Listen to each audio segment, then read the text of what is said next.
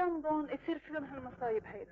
لا هن حكام بلد، ولا هن مسؤولين عن بلد، ولا هن رؤساء ولا نواب، لحتى اللي عم بيعمل فيهم هيك بيقدر ينول حقه. صح ولا لا؟ صح. وبعدين هالقد السلطة اللي اسمها سلطة هيدي هالقد صعب كتير ما تخلي حاجة رصاص قابلينه. الرصاص لما بيجي من بعيد بنقدر نتفاداه، بس الخطف والتشويه اللي عم بيشوهوه هيدي هالسلطة ما بتقدر تمنع هالحاجة تكون موجود. مظبوط، معك حق. معي حق ولا لا؟ والله معك لما حق. ابن جيراننا امبارح هون من بيت رزق جنب شارع اديب اسحاق نعم عاملين في عمايل نعم عمره 22 سنة. عرفت. هيدا طلع من شغله يمكن ما قدر مجبور يروح يمكن علشان يقبض. مظبوط مظبوط او لا؟ مظبوط.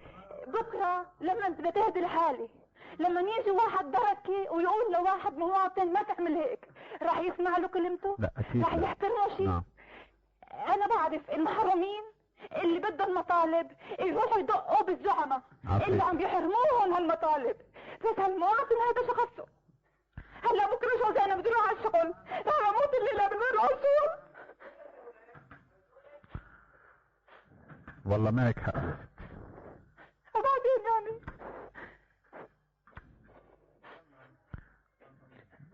متأسفة منفعلي، بس يعني صرنا يا بدنا نموت من الجوع يا بدنا نموت وبن الله قالم بأي طريقة. يا مدام يعني بتأسف قلك ان امبارح انا من وقت ما عرفت على جورج رزق كثير انفعلت، وعلى غيره من الابرياء، يعني مش بس جورج رزق، كل اللي بعرف كل اللي عم بيموتوا ابرياء ابدا. ما هي وانا السلطة اللي انا بصراحة امبارح كنت بتمنى يمكن شوي كنت في الشيء خلقك، كنت بتمنى تسمعي قرصتي للنواب.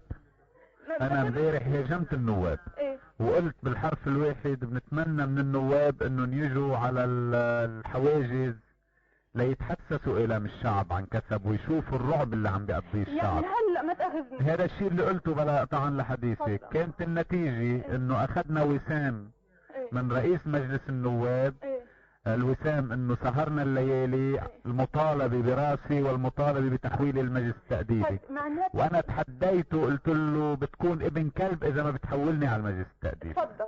هذه المسؤولين عنا مع الاسف. يعني انا تعرف شي واحد انه لو انا بعرفك جريء ومن صوت من طريقة كلامك على هيدا معروف انه في عليك ضغط وبرضه عم تحكي وعم بتنبه. نحن فاهمين هيدي كلها.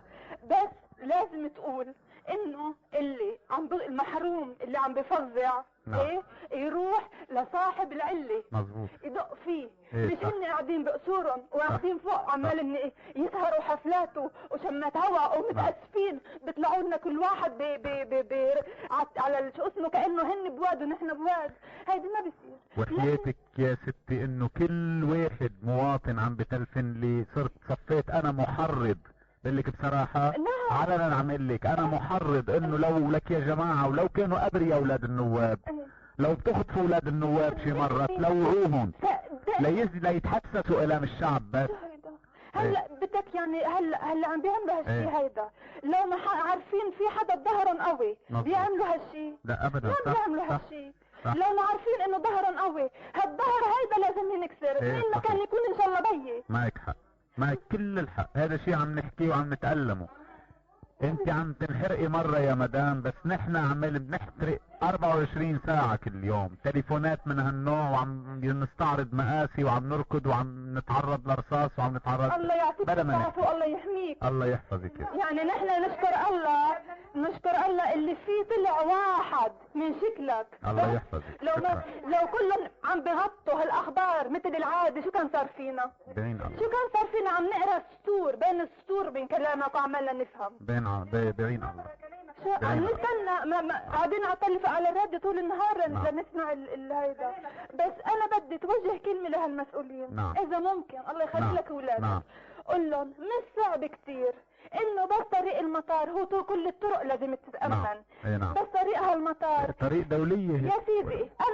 انا عم بحكيك انا نص فلسطيني ونص لبناني. ما دخل يا اختي ولو لا دخل اهلا وسهلا فيك شو الحديث. لكفيلك اي بلد بالعالم اي دولة بتيجي بدها توقف بالعرض اذا لبنان قال لازم يبعد المسلحين عن طريق المطار كذا متر لورا. مظبوط. مين بده يجي يقول لهم لا؟ مظبوط. قول لي مين بده يجي يقول لهم لا؟ معك حق. معك كل الحق، شو ما بتحكي معك حق. صح. يعني ما بعرف يا هن بدهم هالشي. نعم. يا هن بخاطرهم عارفين انه هيك ساكتين، يا انه يعني بتعرف شو، لازم النسوان والاولاد والاطفال ينزلوا بالشوارع ويقعدوا على الارض ويقولوا تعالوا قتلونا. انا ليك يا مدام الك علي عهد. ايه الك علي عهد الك ولكل الستات. تفضل.